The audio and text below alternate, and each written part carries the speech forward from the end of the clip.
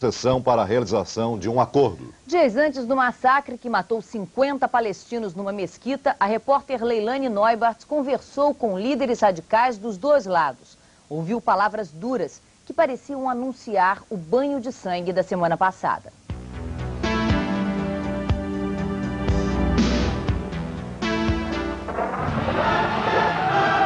Intolerância, violência, ódio, revolta. Até quando? Desde quando árabes e judeus vivem em guerra? Responder com precisão histórica é difícil, mas podemos considerar a divisão da Palestina em 1947 como um marco nesse conflito. Por decisão da ONU, a região foi dividida em dois estados, o de Israel e o da Palestina.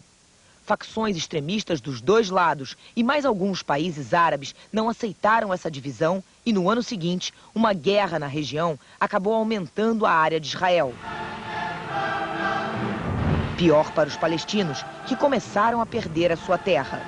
Em 67, a Guerra dos 6 Dias. Vitória israelense. Os judeus ocupam parte de Jerusalém, a Cisjordânia, a faixa de Gaza, a península do Sinai e as colinas de Golã. Em 81, por um acordo de paz, Israel devolve o Sinai ao Egito.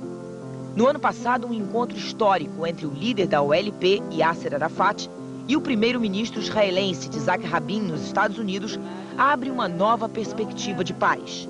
Um acordo é assinado para a devolução da autonomia palestina na faixa de Gaza e na Cisjordânia. Mas os grupos radicais dos dois lados não gostam de acordos. E na semana passada, a intolerância voltou a ameaçar a paz. Um médico fanático judeu matou 53 palestinos que rezavam numa mesquita. Radicais judeus disseram que a atitude de Baruch Goldstein foi provocada pelo assassinato de 2 amigos dele num território ocupado em dezembro. Os 2 judeus mortos no atentado eram o irmão e o pai deste rapaz. Dias antes do banho de sangue na mesquita, ele comandava uma manifestação contra a devolução das colinas do Golã à Síria. Ainda abalado pela morte do pai e do irmão, ele quase não conseguia falar.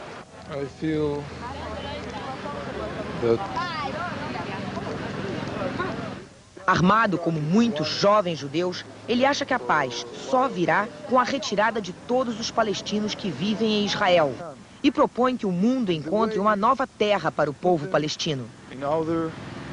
Missão difícil é conversar com um líder dos Hamas, o grupo radical da Palestina que não aceita a liderança da OLP. Aqui é a fronteira de Israel com a faixa de Gaza.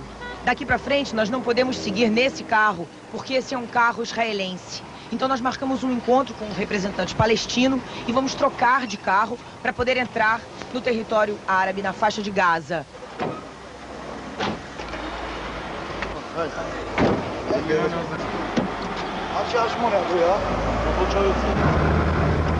Gaza é uma pequena faixa de terra de 365 quilômetros quadrados, equivalente à área da cidade de Salvador. A faixa de Gaza fica na fronteira com o Egito. Aqui vivem 800 mil palestinos e pouco mais de 10 mil colonos judeus. Andando pelas ruas, o que mais impressiona é a pobreza e a falta total de condições mínimas para uma vida saudável. Essa miséria toda acaba favorecendo grupos radicais como os Hamas, uma facção fundamentalista religiosa de muçulmanos fanáticos que hoje é maioria nesse território ocupado. Os Hamas não aceitam a existência do Estado de Israel, apesar de 40% dos palestinos de Gaza terem que cruzar a fronteira diariamente para trabalhar em território israelense. Com relação às mulheres, esses muçulmanos radicais só permitem que elas mostrem o rosto. Por isso, para encontrar o líder Hamas, preciso me cobrir com esse lenço árabe. O doutor Omar Ferwana é médico com PhD na Inglaterra. Apesar de todo o seu conhecimento e de toda a sua cultura, ele tem uma visão extremamente radical sobre o conflito árabe-israelense e não aceita as negociações de paz feitas pela OLP. O Dr. Omar baseia seus argumentos sempre no aspecto religioso e acredita que Deus destinou aquela terra aos palestinos. O que é necessário que aconteça para que finalmente se consiga a paz? Para ele, a paz só acontecerá quando Israel devolver toda a terra que era dos palestinos. E está longe esse dia, eu pergunto. Ele diz que sim, que gostaria de estar errado, mas que ainda falta muito para que isso aconteça. Jerusalém, a Babel de Israel. Na cidade que passou a ser controlada por israelenses depois da Guerra dos 6 Dias, em 67, árabes e judeus convivem lado a lado. Nas ruas, eles fazem questão de deixar claras as suas origens. Tá na cara, ou nas roupas.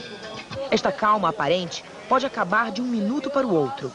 O clima em Jerusalém é sempre de tensão e desconfiança. 18% da população de Israel é árabe e boa parte dela mora aqui. Nas conversações sobre paz, Jerusalém é sempre a questão mais difícil. Na Casa do Oriente, sede da OLP em Jerusalém, outras questões também são complicadas. O representante de Yasser Arafat diz que os Hamas não são assassinos. O que eles fazem é consequência da ocupação israelense. O pior inimigo do povo palestino, diz ele, é a guerra.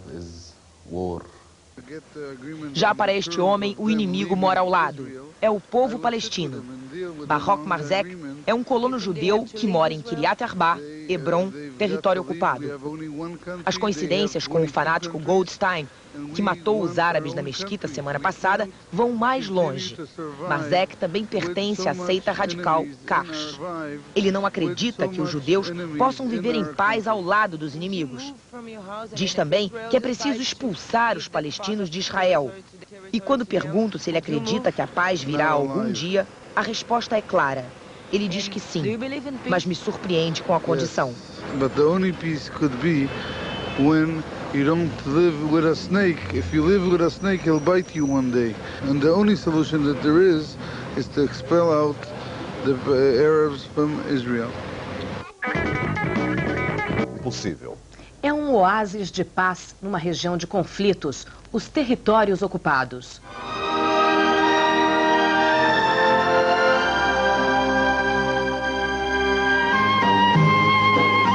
A busca do tom, do som, da harmonia. Esses músicos ajudam a regar pequenas sementes de paz aqui em Israel. Sementes que são plantadas por pessoas corajosas como o Padre Bruno. Hoje, aos 85 anos, esse filho de judeus que nasceu no Egito colhe os frutos de uma paz que começou a semear com as próprias mãos há 20 anos, quando criou uma comunidade que reúne judeus e árabes. A terra que antes só tinha areia e pedra, agora tem vida. Nós começamos a sonhar, porque nesse país tudo começa com um sonho. E muitas vezes o sonho se torna realidade. A comunidade de Neve Shalom, a 20 minutos de Jerusalém, faz jus ao nome que tem, Oásis de Paz. Aqui moram 20 famílias, quase 90 pessoas, árabes e judeus que dividem a mesma terra. Uma proposta que a cada dia dá mais frutos com a chegada de novas famílias. Os moradores de Neve Shalom fazem questão de passar aos jovens um pouco dessa experiência. Aqui funciona a Escola da Paz, um lugar que recebe grupos de adolescentes árabes e judeus de toda Israel.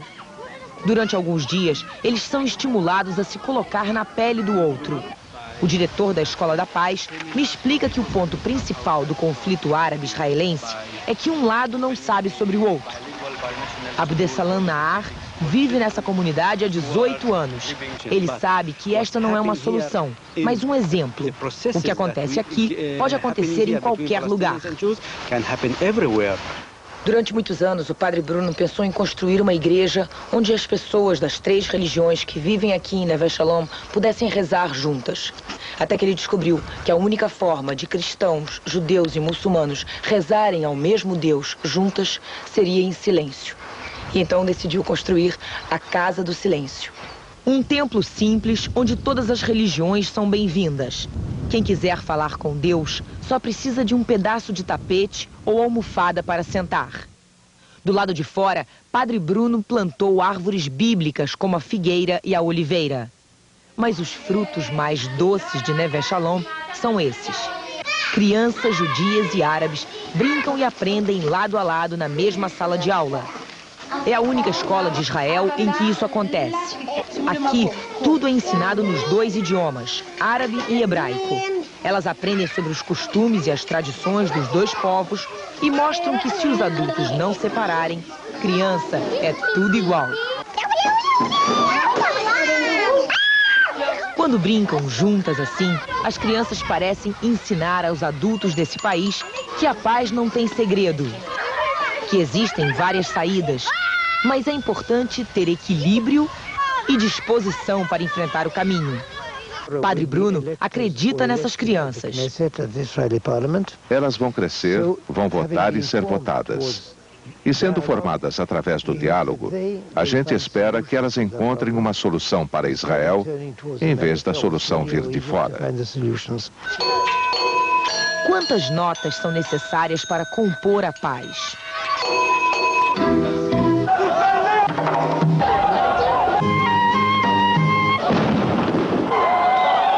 Há muitos séculos, os povos do Oriente buscam um caminho para a paz. E enquanto milhões se desentendem e discutem, esse grupo de árabes e judeus está perfeitamente afinado. Os músicos vêm de países diferentes: França, Estados Unidos, Turquia, Israel. As idades variam entre 24 e 46 anos. 6 são judeus e 2 árabes. Esse mosaico de influências criou um dos mais belos grupos instrumentais de Israel. Tocando juntos, há 3 anos, eles formam o Bustan. Palavra que tanto para os judeus quanto para os árabes quer dizer a mesma coisa: jardim de aromas. O que muita gente não entende é uma harmonia tão grande entre pessoas de povos supostamente inimigos. Peço explicação ao líder do grupo, um judeu que curiosamente se chama Avshalom, em português, o pai da paz. Ele me diz que a convivência é natural. O grupo serve como um bom exemplo de que árabes e judeus podem de fato coexistir. Taisir Elias, um dos árabes do grupo, concorda com o pai da paz. Essa convivência é normal, ele diz. Afinal, árabes e judeus são primos. O flautista Amir Milstein tem 27 anos, é filho de brasileiro e fala português. É ele quem melhor explica o segredo desta parceria com a paz. O segredo é paciência, escutar um ao outro. Se você não pensa que a ideia é boa, aceitar e dizer ao outro que você pensa de outra maneira. Você acredita na paz? É, muito. Sabia que se pode fazer isso e agora vocês veem que estamos fazendo.